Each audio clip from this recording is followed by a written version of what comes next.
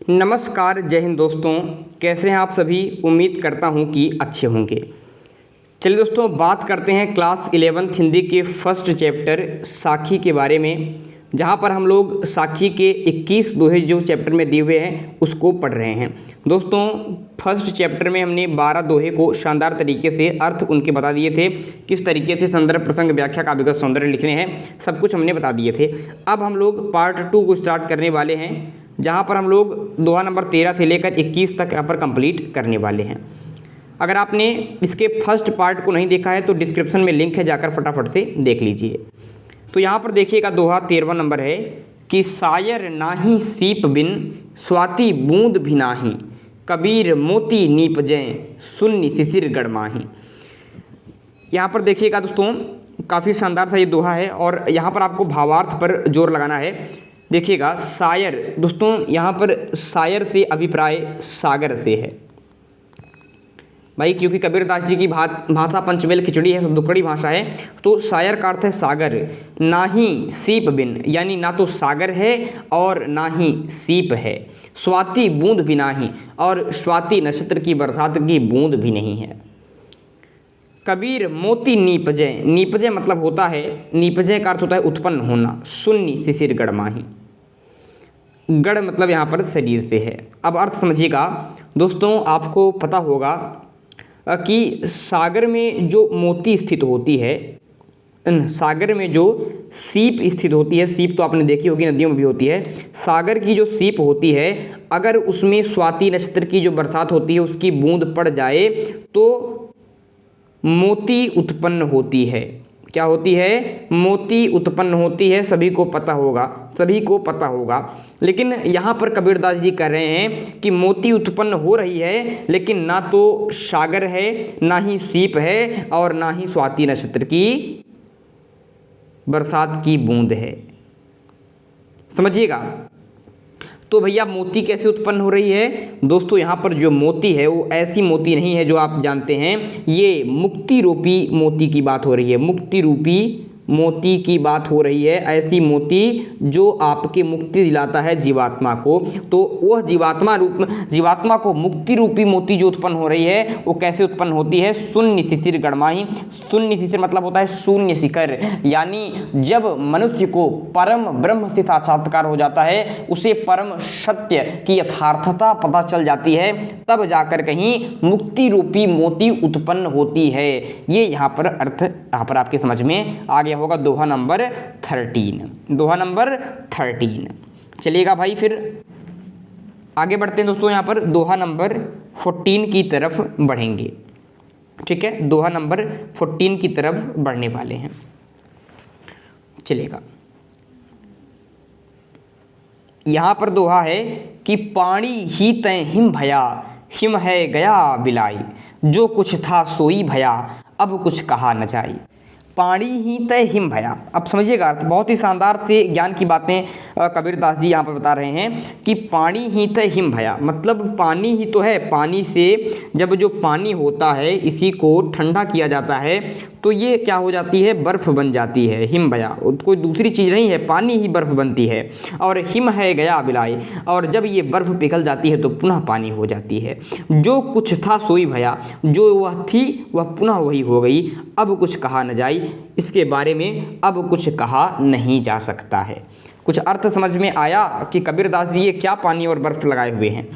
जी हाँ दोस्तों, कबीरदास जी ये कहना चाह रहे हैं कि जो ये जीवात्मा है, यानी हम लोग जो हैं, जो ये जीवात्मा है, ये परमात्मा से ही उत्पन्न हुई है। ये परमात्मा का ही एक छोटा सा अंश है।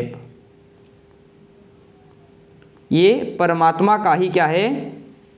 अंश है, अंश मात्र है। जैसे पानी का ही, पानी जो है, पानी से ही हिम हो यानी बर्फ़ उत्पन्न होती है, और जब बर्फ़ पुनः पिघल जाती है तो वह पुनः पानी हो जाती है, और उसका जो अस्तित्व है बर्फ़ का वो समाप्त हो जाता है। उसका कोई पृथक अस्तित्व, पृथक सत्ता नहीं रह जाती है। उसी प्रकार सभी जीवात्मा को एक दिन परमात्मा में लीन होना है, यानी जब जीवात्मा परमात्मा में लीन हो जाती है तो उसका कोई पृथक अस्तित्व नहीं रह जाता है। यह ज्ञान की बात कबीरदास जी बता रहे हैं। ठीक है दोस्तों, समझ में आपको आ गया होगा कि यहाँ पर किस तरीके से हो रहा है। अब कुछ लोग पूछेंगे सर इसका प्रसंग कैसे लिखना है, तो मैंने कल भी बताया था, आज भी बता रहा हूँ कि प्रसंग लिखना बेहद आसान है। प्रसंग आप लिख सकते हैं कि प्रस्तुत दोहे में कबीर ने जगत की उत्पत्ति, स्थिति और प्रलय को एक रूप में स्वीकार किया है। इन्होंने बताया कि किस तरीके से मनुष्य की उत्पत्ति होती है और पुनः किस तरीके से परमात्मा में वह विलीन हो जाता है। तो ये प्रसंग है, जो बात बताई जा रही है उसी को एक वाक्य में लिखना, वही प्रसंग है आपका। आगे देखिएगा, इस पर भी मैंने स्टार मार्क लगा दिया है, तो इसको भी देखिएगा। पंखी उड़ाड़ी गगन को प्यंड रहा परदेश, पानी पिया चंच बिन भूल गया यहु देश, भूल गया यहु देश। यहाँ भी प्रतीक के माध्यम से कबीरदास जी शानदार सी बातें कर रहे हैं। तो शैली क्या है? प्रतीकात्मक है। कुछ लोग मुझसे पूछते हैं कि सर काव्यगत सौंदर्य कैसे लिखना है।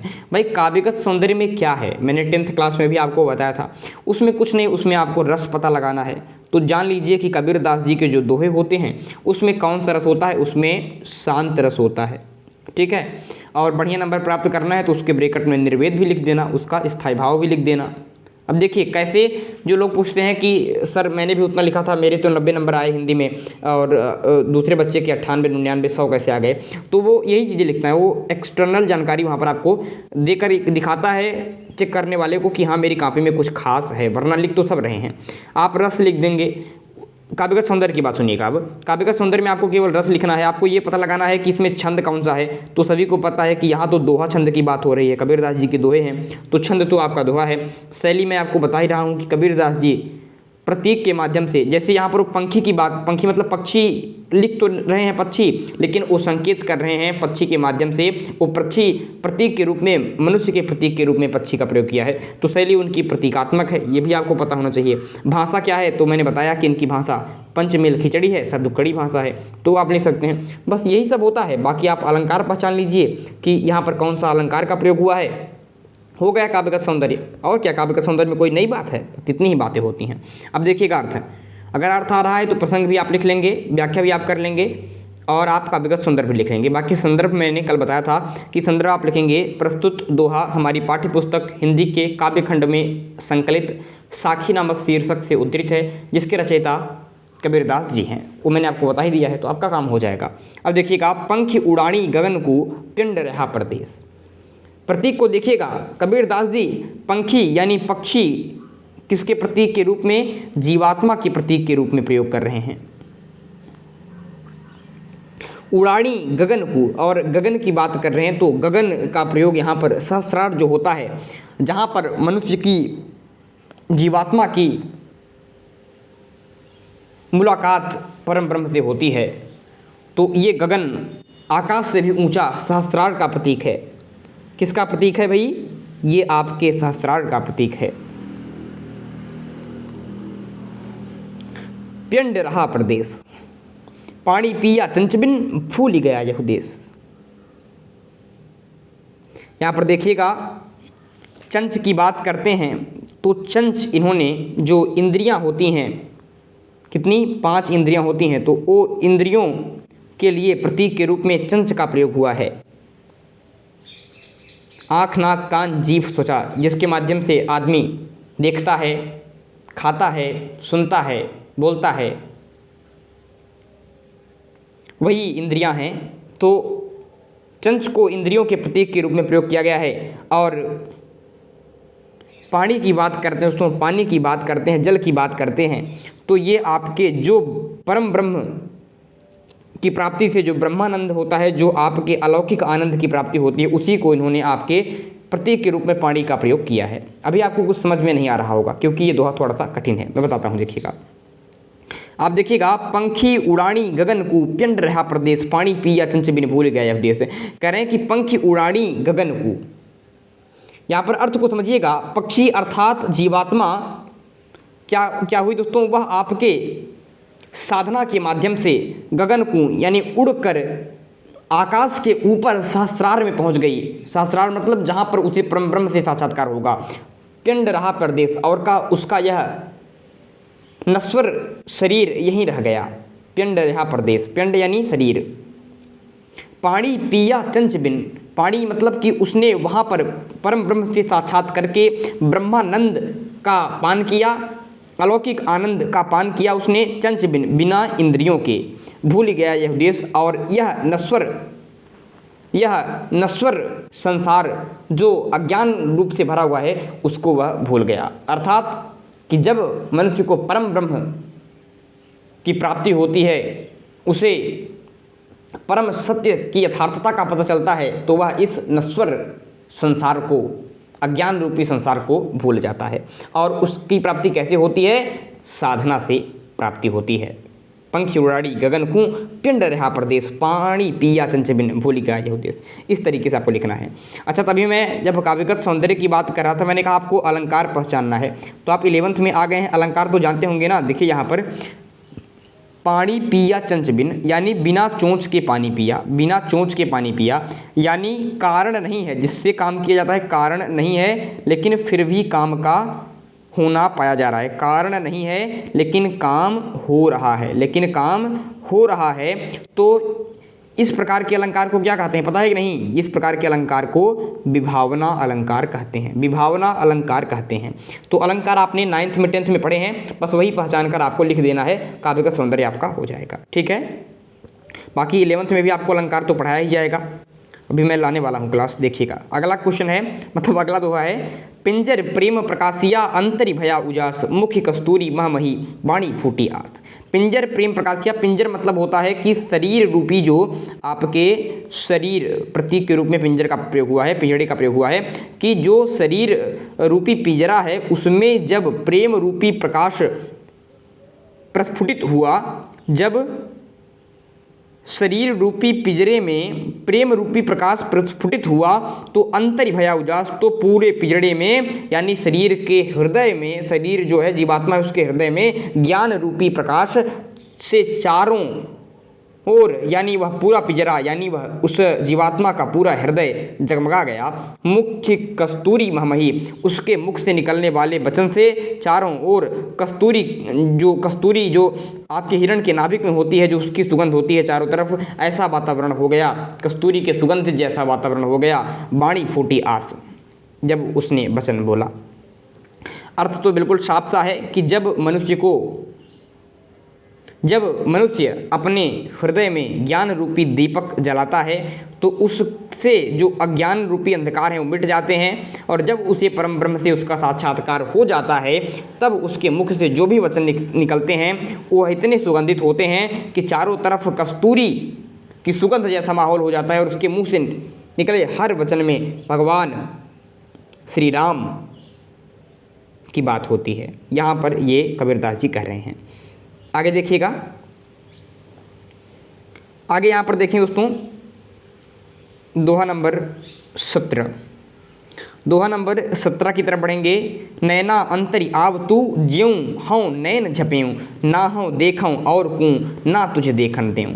कह रहे हैं कि नैना अंतरि आव तू, कबीरदास जी अपने प्रेमी, अपने प्रियतम से कह रहे हैं, यानी परमात्मा से कह रहे हैं कि नन्ना अंतरि आव तू ज्यों हूँ नयन झपेऊँ। झपेऊँ मतलब बंद करूँ, नयन को अपने नयन को, ज्यों हूँ जैसे ही मैं अपने आँखों को बंद करूँ, नैना अंतरि आओ तुम, हे प्रभु हे प्रियतम तुम मेरे आँख में आकर बैठ जाओ। ना हूँ देखूँ और कूँ, जिससे मैं आँख बंद कर ले रहा हूँ, जिससे मैं और किसी को ना देखूँ, आप मेरी आँखों के अंदर आकर बैठ जाओ, मैं केवल आपको ही देखूँ और आपको भी किसी और को देखने ना दूँ। समझ में आ गया? जैसे ही मैं अपनी आँखों को बंद करूँ, हे परमात्मा आप हमारी आँखों के अंदर आकर बैठ जाओ, जिससे ना तो मैं किसी और को देखूँ और ना ही आपको किसी और को देखने दूँ। ये यहाँ पर कबीरदास जी बता रहे हैं। भावार्थ तो आप समझ ही रहे होंगे। आगे देखिएगा, कबीर हरि रसियों पियाँ बाकी रही न था की, पाका कलश कुम्हार का बहुरी न चढ़ई चाकी। कह रहे हैं कबीरदास जी कहते हैं कि मैंने हरि रस यानी भगवान प्रभु के प्रेम का जो आनंद है, हरि रस यानी प्रभु प्रेम का जो आनंद है, यों पिया इस प्रकार पिया है, यानी प्रभु के आनंद को इस तरीके से मैंने पिया है, बाकी रही न था कि इस तरीके से पेट भर के छक करके उन्होंने पी लिया है कि उनकी जितनी भी प्यास थी वो मिट गई। यानी उन्होंने ब्रह्मानंद का इस तरीके से सोपान किया है कि उनकी जितनी भी आकांक्षाएं अभिलाषाएं थी वो समाप्त हो गई। पाका कुलस कुम्हार का बहुरी न चढ़ई चाकी। जिस तरीके से कुम्हार जब वह जो बर्तन बनाता है वो पक जाता है तो उसे पुनः चाक पर नहीं चढ़ाया जा सकता है, उसी तरीके से जब मैंने प्रभु प्रेम के आनंद से मैंने अपना पेट भर लिया है, यानी मुझे ब्रह्मानंद की प्राप्ति हो गई है, तो अब मैं इस नश्वर संसार में पुनः वापस नहीं आऊँगा। जिस तरीके से कुम्हार पके हुए कलश को पुनः चाक पर नहीं चढ़ा सकता, उसी तरीके से अब मैं पुनः इस संसार में नहीं आ सकता, क्योंकि मैंने प्रभु प्रेम आनंद को पेट भर के पी लिया है। आगे देखिएगा दोहा नंबर 19। हेरत हेरत हे सखी रेहा कबीर हिराई, बूंद समाड़ी समद में शोकत हेरी जाई। कबीर दास जी कहते हैं कि हे सखियों, मैं प्रभु को खोजते खोजते मैं स्वयं ही परमात्मा में लीन हो गया। रहा कबीर हिराई, मैं स्वयं गुम हो गया, यानी मैं स्वयं परमात्मा में लीन हो गया।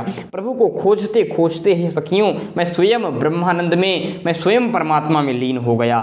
जिस तरीके से अगर समुद्र में एक बूंद मिल जाए तो पुनः उस बूंद को खोजना संभव नहीं रह जाता है, उसी तरीके से जब जीवात्मा परमात्मा में लीन हो जाती है तो उसकी पृथक शरीर को खोजना मूर्खता है, यानी मेरी पृथक सत्ता जो थी वह समाप्त हो चुकी है, मेरा पृथक अस्तित्व समाप्त हो चुका है, क्योंकि मैं परमात्मा में लीन हो गया। और कैसे लीन हुआ? प्रभु को खोजते ही खोजते। यानी बता रहे हैं कि अगर आप भगवान को खोज रहे हैं, उनकी तलाश में हैं, उनके नाम का उच्चारण कर रहे हैं, सोच रहे हैं कि भगवान हमें मिल जाएं, तो ऐसे करते ही करते एक दिन आप परमात्मा में लीन हो जाएंगे। कबीरदास जी ये शिक्षा दे रहे हैं। आगे देखिएगा, दो दोहे आपके और शेष हैं, 20 और 21।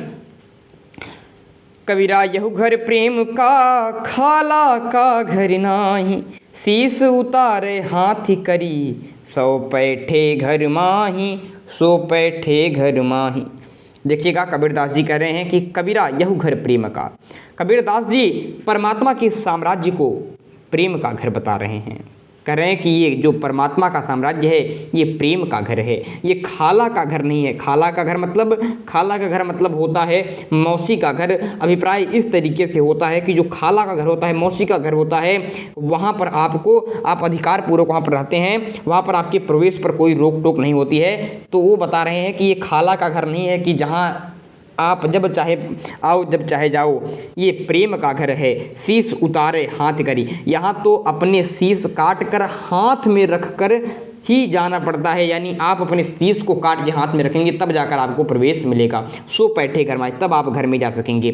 शीश काट के हाथ में रखना है का क्या मतलब है?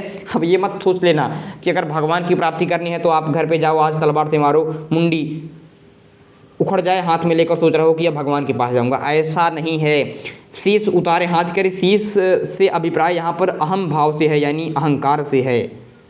अहंकार से है, यानी यहाँ पर जब आप अहंकार को त्याग दोगे, अहंकार को त्याग करके, अहंकार को जला करके ही आप भगवान के घर में, परमात्मा के घर में प्रवेश ले सकते हैं। शीश उतारे हाथ करी मतलब शीश काट के हाथ में लेने से अभिप्राय है कि अहंकार को त्याग करके ही आप परमात्मा के घर में एंट्री ले सकते हैं। दोहा नंबर 21, अंतिम दोहा साखी का। इसके बाद आपके पदावली आएगी।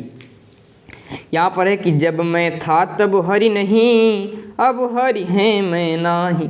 मैंने इतना पढ़ा और बच्चों ने सोचा सर ये 9th में भी था। नहीं, आगे वाली लाइन देखिए। सब अंधियारा मिट गया, जब दीपक देखा माही, दीपक देखा माही। आपने 9th में जो पढ़ा था वो कबीरदास जी ने ही लिखा था, और वो ये था कि जब मैं था तब हरि नहीं, अब हरि है मैं नाही, प्रेम गली अति सांकरी, या मैं दो न समाई। यहाँ पर थोड़ा सा अलग है, सब अंधियारा मिट गया जब दीपक देखा माही, लेकिन अर्थ लगभग वैसे ही है कि जब मैं था तब हरि नहीं, अब हरि है मैं नाही। कह रहे हैं कि जब, कबीरदास जी कह रहे हैं कि जब मेरे अंदर अहंकार का भाव था तब मुझे प्रभु की प्राप्ति नहीं हो सकी, अब हरि है मैं नाही। लेकिन अब मुझे भगवान की प्राप्ति हो चुकी है और मेरे अहंकार के जो भाव हैं, अहंकार की जो भावना है वो नष्ट हो चुकी है। सब अंधियारा मिट गया जब दीपक देखा माही। जब मैंने अपने हृदय में ज्ञान रूपी दीपक प्रज्वलित किया तो मेरे सारे अहंकार मिट गए, सारे अहंकार और यहाँ पर जितनी भी अज्ञानता थी वो मिट गई। जब अज्ञानता मिट गई, अज्ञान रूपी अंधकार समाप्त हो गया, तो मेरे अहंकार भाव भी समाप्त हो गए, और जैसे ही अहंकार भाव समाप्त हुआ वैसे ही मुझे प्रभु की प्राप्ति हो गई। समझ में आ गया होगा। फिर सुनिएगा, कबीरदास जी कह रहे हैं कि जैसे ही मैंने अपने हृदय में ज्ञान रूपी दीपक जलाया, वैसे ही मेरे अज्ञान रूपी सारे अंधकार मिट गए, समाप्त हो गए, और जैसे ही अज्ञानता मेरी समाप्त हुई, मेरे अहंकार भाव समाप्त हो गया, और अहंकार भाव समाप्त होते ही मुझे हरि की प्राप्ति हो गई, भगवान की प्राप्ति हो गई। यानी कबीरदास जी यहाँ पर बताना चाह रहे हैं कि अगर प्रभु की, परमात्मा की प्राप्ति करनी है तो अहंकार ही सबसे बड़ा बाधक है, हमें अहंकार की भावना त्याग देनी चाहिए। तो इस तरीके से जाकर आपकी 21 दोहों का ये जो साखी नामक शीर्षक था आपका समाप्त होता है। अभी ये फर्स्ट चैप्टर समाप्त नहीं हुआ है। फर्स्ट चैप्टर में एक साखी है और एक है आपके पदावली। पदावली में भी आपके 5 दोहे हैं। इसको मैं एक ही दिन में समाप्त कर दूंगा। नेक्स्ट क्लास में हम पदावली के ऊपर बात करेंगे। आपको पता होगा पदावली में हम चर्चा करेंगे, बहुत दिनन थे मैं प्रीतम पाए, भाग बड़े घरी बैठे आए, मंगल 4 माही मन राखों, राम रसायणी रसना चासों। ये जो आपके पदावली है इस पर हम लोग नेक्स्ट क्लास में चर्चा करेंगे। अगर ओवरऑल ये क्लास आपको अच्छी लगी हो तो लाइक करिएगा, चैनल को सब्सक्राइब कीजिएगा इसी शानदार से वीडियो के लिए, और शेयर भी कीजिएगा अपने फ्रेंडों के साथ। फिर बता रहा हूँ, अगर आपने इसका भाग 1 नहीं देखा है, जहाँ पर हमने दोहा 1 से लेकर 12 तक की इसी तरीके से व्याख्या की है, तो आप उस वीडियो को डिस्क्रिप्शन बॉक्स में लिंक है, देख सकते हैं। चलिए फिर, धन्यवाद, बाय बाय, सब खैर, रब राखा।